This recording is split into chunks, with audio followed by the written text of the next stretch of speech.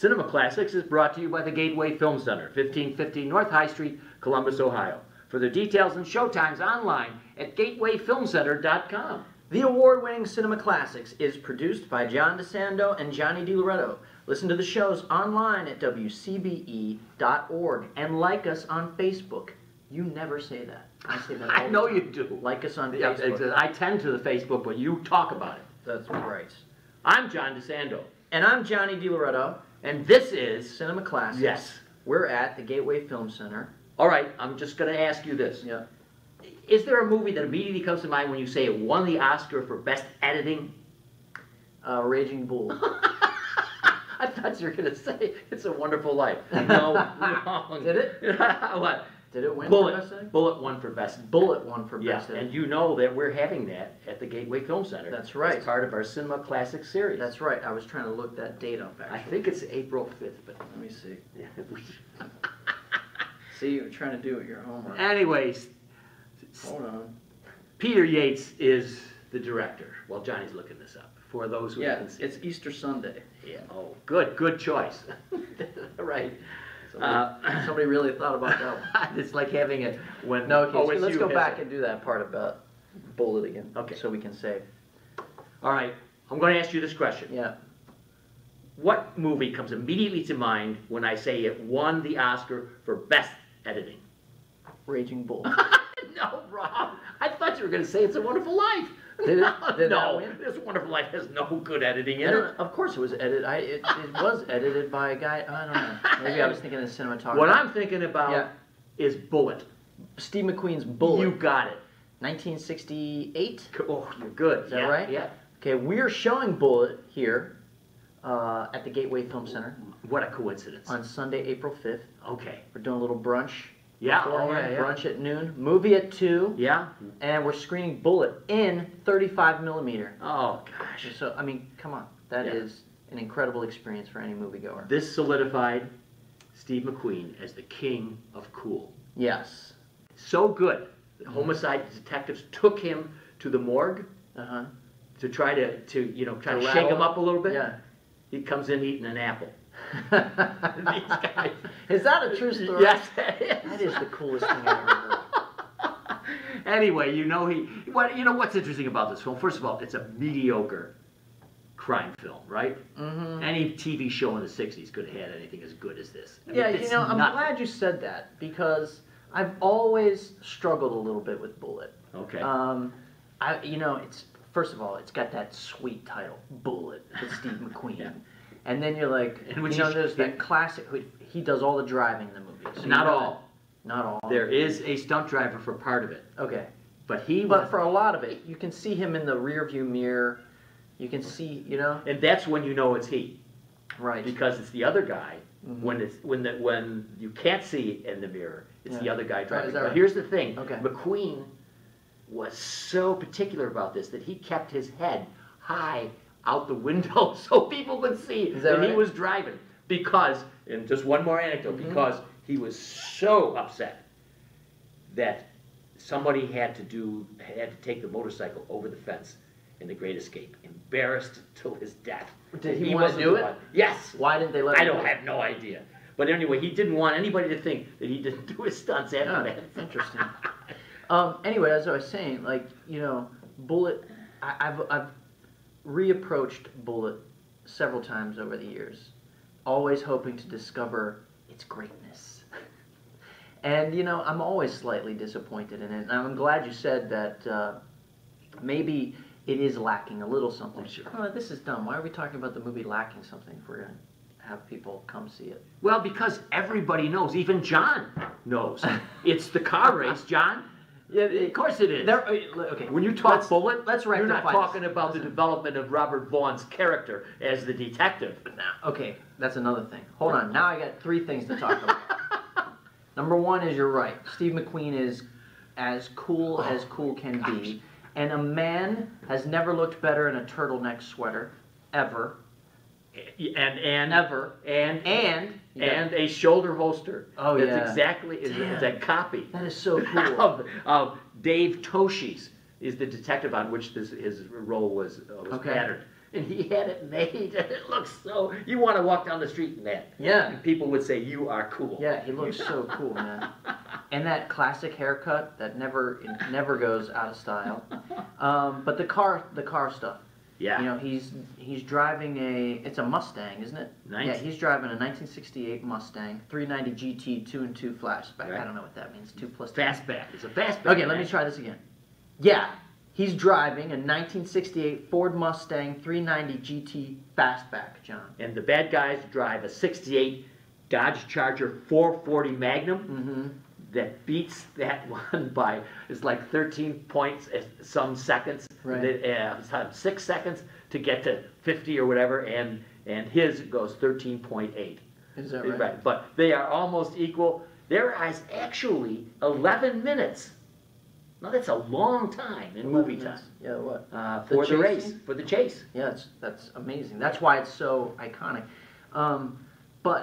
So the car stuff, Steve McQueen, and then some good character work by Robert Vaughn, who is just unctuous and weird looking, and co-starred alongside of him in. I never thought Robert Vaughn was a good-looking guy. People thought he was strange looking, man. He's weird looking. Do you want to know that after this, fey. he wanted to get into politics, and they laughed him out because of the role in Bullitt? Oh, is that right? Right, because they couldn't trust him. He does not look trustworthy. He doesn't. And you'll remember him in alongside of Steve McQueen in The Magnificent Seven. Oh yeah. He was the one guy that you were like, why is this guy here? Isn't that funny? He's weird. He's a looking, dude, and man. He's like he's a dude, and he's like kind of like. He's a coward. Yeah, he's just a weird person. It's what makes that movie interesting. We've talked on Cinema Classics about The Magnificent Seven, but one anecdote from Robert Vaughn. Yeah. Steve McQueen, as loose as he is, was so uptight about Yul Brynner in this movie. And they fought like crazy. Right. To the point that Steve McQueen would take his hat off just to distract people when Brynner says, he says, if you do that anymore, I'm going to take my hat off and nobody will look at you. But anyway, for those of you in the audience who don't know, Yul Brynner was a bald guy. And finally, on this, Robert Vaughn reports that Steve McQueen was very uptight about the size of Brynner's gun. Like he had to have a bigger gun. Yeah. I love these guys. Yeah, I have McQueen. But anyway, now you didn't talk. You talk about Robert Vaughn, and I agree with you. What about Jacqueline Bisset?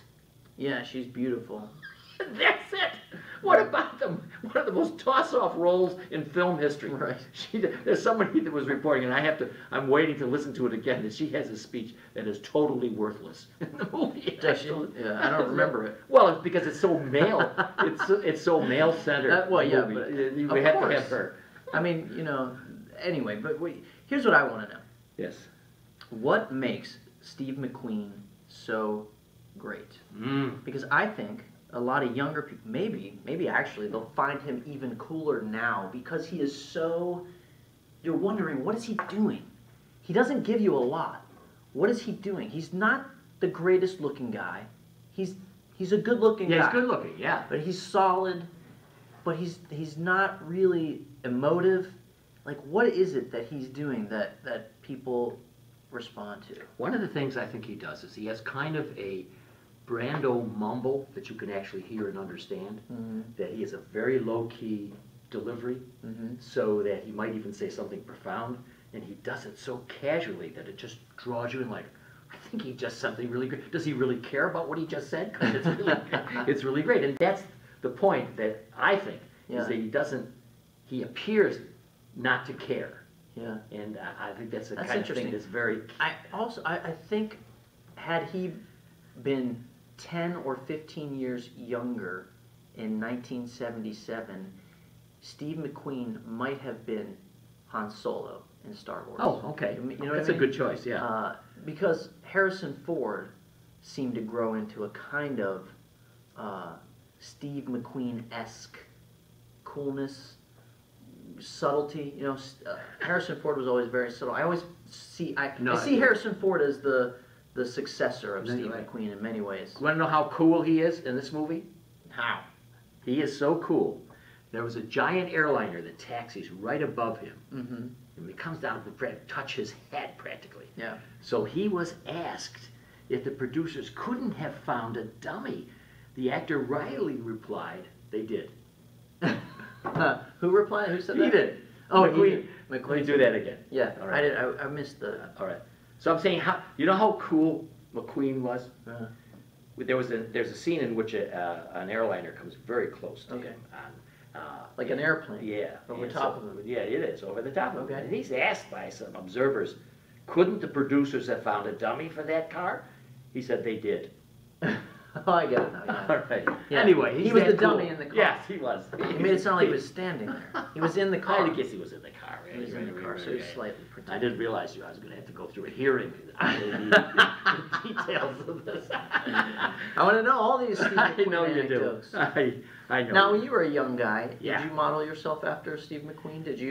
Was there something? Did you purchase a turtleneck because of Steve McQueen? I tried so. I think I really tried, even subconsciously. So affected I was by the Magnificent Seven, by how cool he was in the Magnificent Seven. Yeah. To try to have a little bit of that me, just a little bit of that looseness that he had, but still he's so sharp. He's aware of everything. Right. But he's not going to let anything get to him, as I think it, except of course cancer. Yeah. Well, he did. Yeah. Right. Which he couldn't survive. That's right.